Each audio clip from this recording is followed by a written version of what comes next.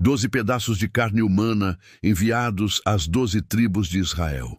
Uma mensagem tão horrenda que paralisou uma nação, um grito mudo que ecoou pelos montes e vales, clamando por uma vingança que afogaria a terra prometida em seu próprio sangue.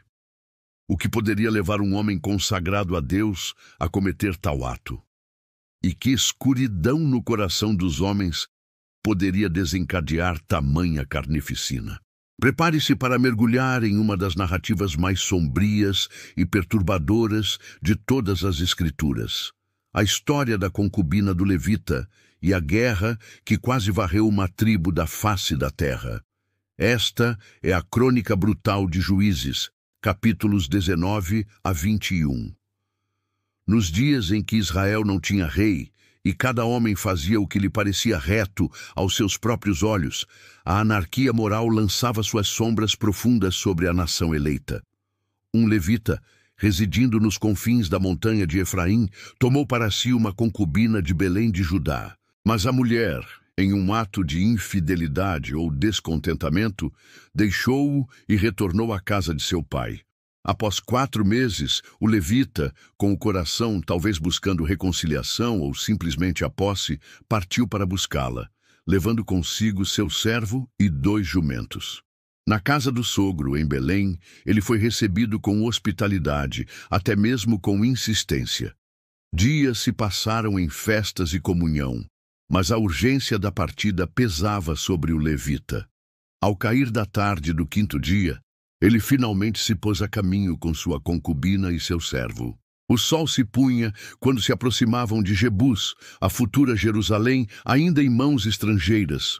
O servo sugeriu que pernoitassem ali, mas o levita recusou-se a entrar numa cidade de estranhos, preferindo seguir até Gibeá, cidade da tribo de Benjamim, ou Ramá. Chegaram a Gibeá já sob o manto da noite. Sentaram-se na praça da cidade, mas nenhuma porta se abriu.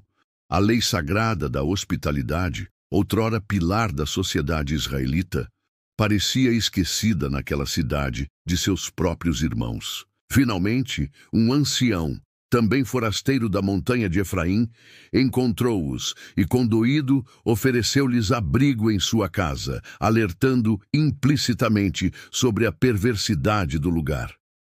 "Paz seja contigo", disse ele. "Eu me encarregarei de tudo o que te faltar. Tão somente não passes a noite na praça."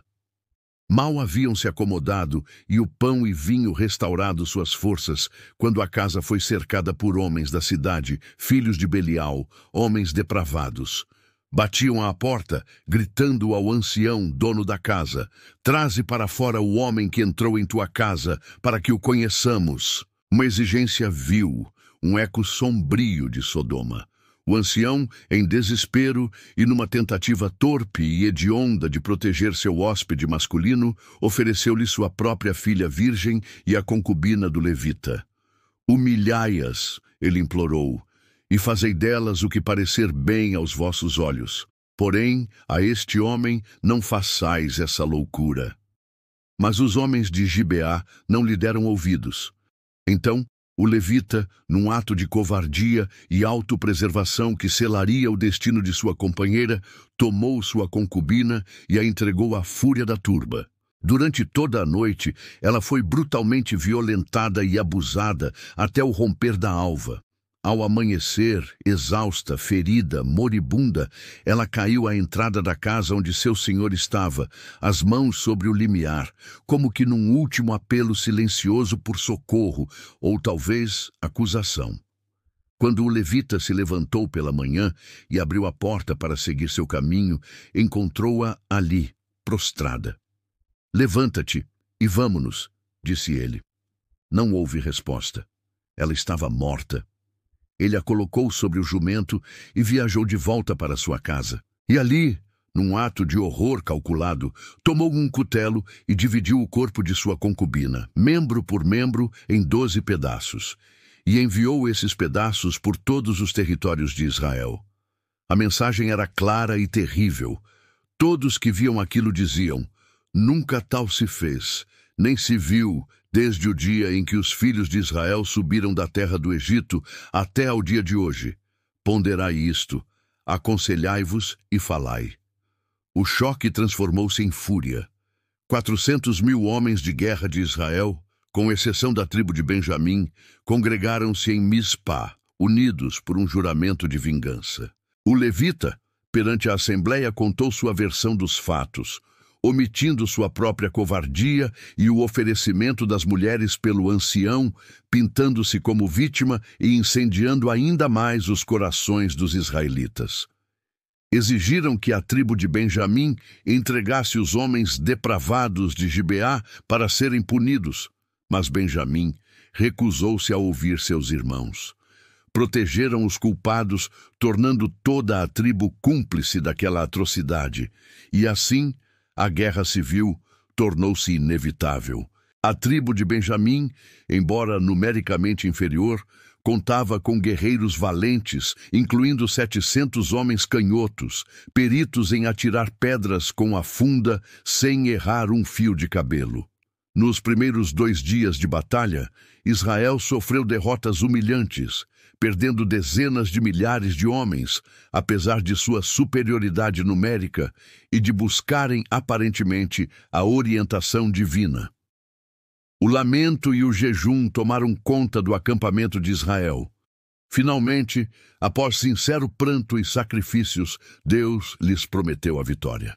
No 3º dia, através de uma emboscada estratégica, as forças de Israel prevaleceram. Gibeá foi incendiada e os guerreiros de Benjamim foram caçados e massacrados impiedosamente. Cidades inteiras foram passadas a fio de espada. Homens, mulheres, crianças e até mesmo os animais. A fúria de Israel não conheceu limites.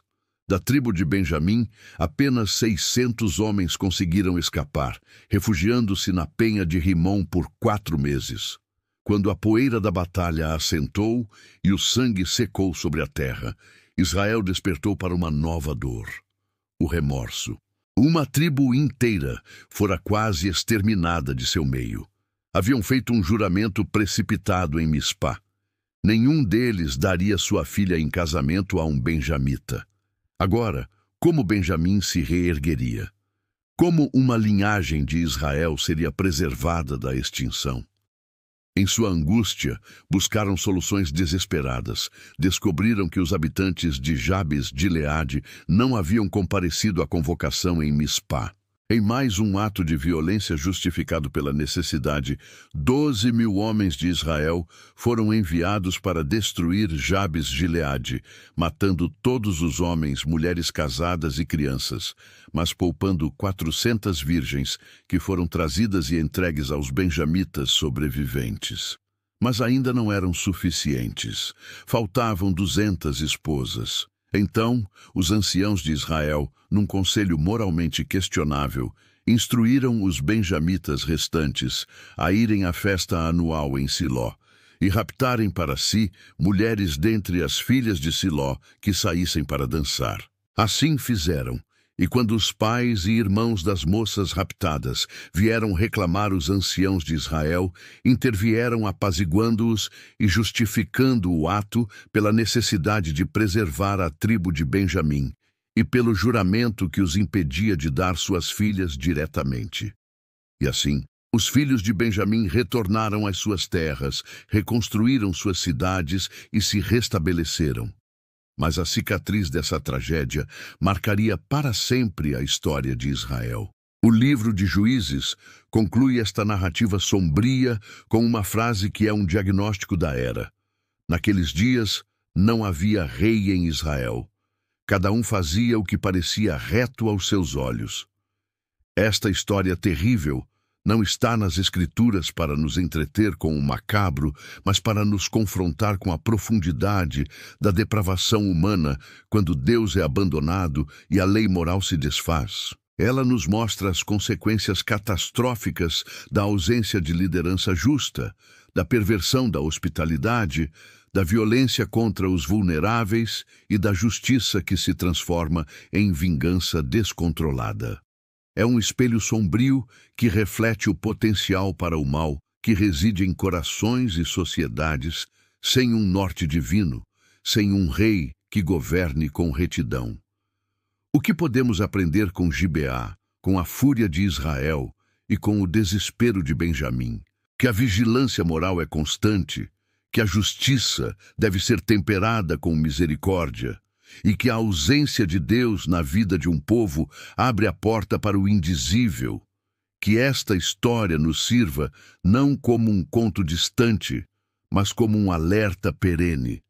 Busquemos em nossas vidas, em nossas comunidades, aquela liderança e aquela retidão que faltaram tão tragicamente naqueles dias. Se esta profunda e difícil passagem bíblica despertou em você a necessidade de entender mais sobre as complexidades da natureza humana e as lições eternas contidas nas Escrituras, inscreva-se em nosso canal. Compartilhe este vídeo e deixe seu comentário abaixo. Como podemos hoje evitar que as sombras de Gibeá se projetem sobre nossa geração? Que a reflexão nos guie à sabedoria e à ação.